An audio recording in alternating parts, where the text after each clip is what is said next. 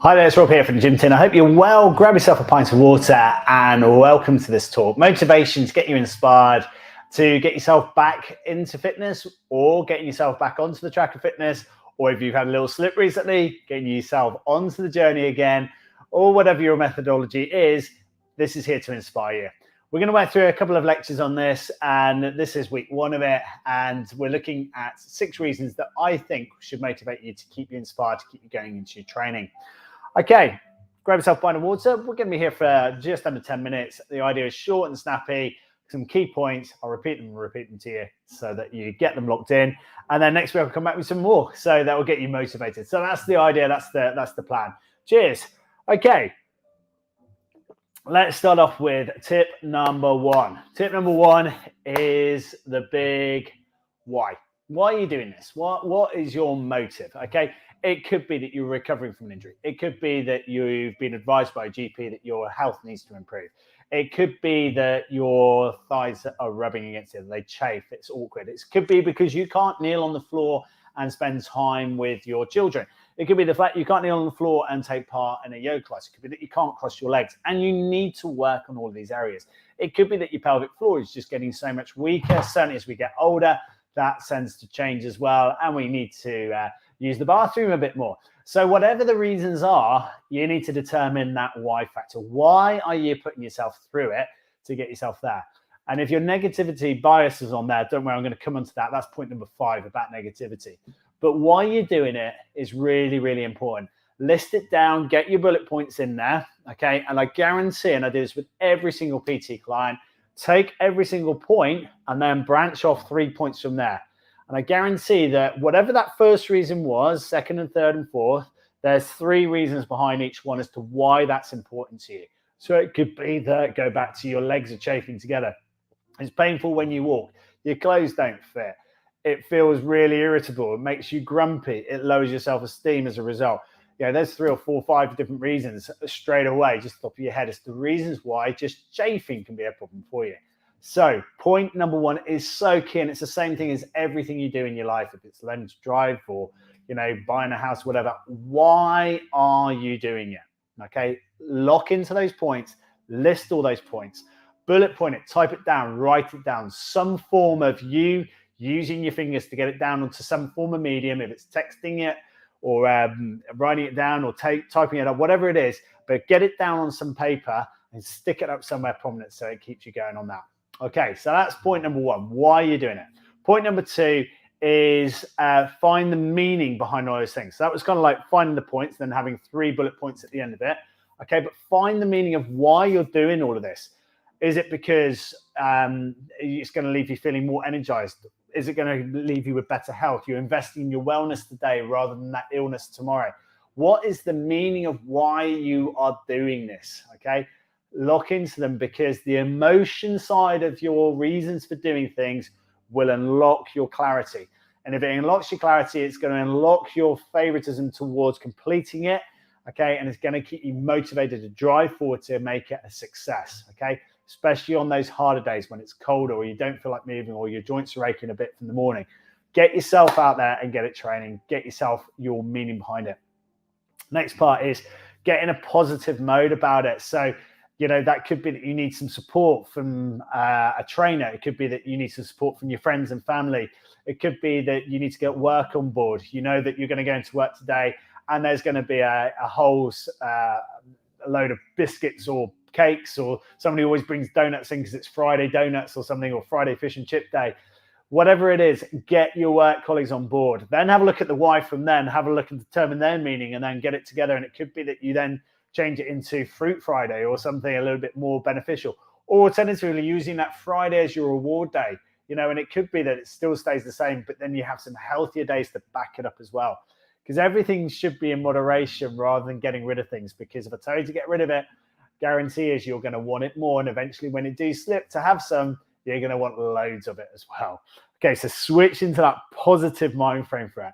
And then the next part is to appreciate and love you and yourself. Okay, so important. Love your body. Okay, if it aches when you squat, know that you've not looked after yourself well, and you need to appreciate yourself more. Okay, so if you're squatting and it hurts your ankles, your knees, your hips, or your tummy gets in the way, your legs chafe when you're doing it, your knees hurt, they grind or whatever, appreciate that's where you are, appreciate your body, and move forward with it as well. Start to love it a bit more. Know that you can improve your range and your flexibility. Go and see a physiotherapist if there's a problem, or your GP if it's certainly causing you any pain. Go and see a sports masseur or a sports therapist that can help you perhaps. Maybe book in a regular massage slot so your body gets a chance to recuperate. So much stress in the world at the moment. Use that time for you. Okay, the next part is think about your negative bias. Okay, so your brain works of a 90% negativity. Okay, that's why newspapers sell it. You look at the news, look at the top 10 things that are on that news page, and I guarantee 9 out of 10 of them are going to be negative stories. Okay, rather than celebrating, I don't know, Will Smith was in the Oscars this week, you know, and instead of celebrating his first ever Oscar, everyone knows about the Chris Rock situation. Now, let's think about how can we turn that into a positive. Think about that negative spiral from it and talk yourself into a positive frame of mind as well. Okay, and that then applies to when you slip off the bandwagon. So if yours is that you're reducing your calorie, you're trying to reduce the amount of bread that you intake, for example. It could be that you're trying to reduce the amount of sweets, especially late night, evening, or snacking or whatever, just because it's there, for example. If you slip up of it, you're going to have a negative bias in there. And 9 times out of 10, you're going to think, well, I'm a bit of a failure for doing that. Switch that negativity into the positivity. Know that you're human, okay? And tomorrow is a new day, and you build up again. You get that positivity back in the life, switch off the negative and bring in the positive, and you will have more success as a result. Okay, and then the final thing we're going to talk about tonight is about social media. And it can be really positive and it can be really damaging as well. So post up your success if you want to, if you feel brave enough to put your photos up, because guaranteed it will inspire other people. It will inspire you when it does the time lapse and tells you a year later, well done, you did this. Mine is coming up with the 3 Peaks challenge I did a couple of years ago. We did it in under 24 hours. And it's great because every time I see those photos, it reminds me of how fit I was at that time. But that's great. But also be careful. There's a lot of fitness influencers out there. They are backed by money. They are backed by trying to get you to buy their products or their other services that they offer as well. Be mindful of that when it comes to social media. Okay, make sure you're buying into the right quality of the information out there, and also be mindful about triggering unhealthy comparisons to other people as well. So you might switch on to Facebook, and you're working on Couch to 5K, for example, and you're working on, I don't know, week 2, and you're doing about a 12-minute run, and then you see Joe Blogs, one of your mates, is doing a marathon or a 50 miler or something or other. Try not to get too much into the comparison. Their journey is their journey. Your journey is yours. Keep it all about you, your success, and your drivers. Keep those targets. So there we go. I hope that's really helpful. Let's recap onto everything I've talked about there. First of all, determine the why you're trying to do it. Find the meaning behind all of those whys as well. Get it listed, get it printed down. Know what your journey is about for you. Get into that positive spiral up rather than that spiral down. Get in that positive mind. And then appreciate your body for where it is. Take notice to where you are as well. People are like, oh, I don't want to take photos of myself. I don't want to weigh myself. You need to know where you are in life, okay? So if you are motivated by changing your body physique and then changing your strength, then that's brilliant. Have a look at what can you lift? What does your photo look like? What does your posture look like? Okay? Find out those ways of appreciating your body, okay? Because in a few weeks' time, once your fitness has improved, then you want to be able to look back and go, wow, I could only do that. And now look what I can do now. How cool is that?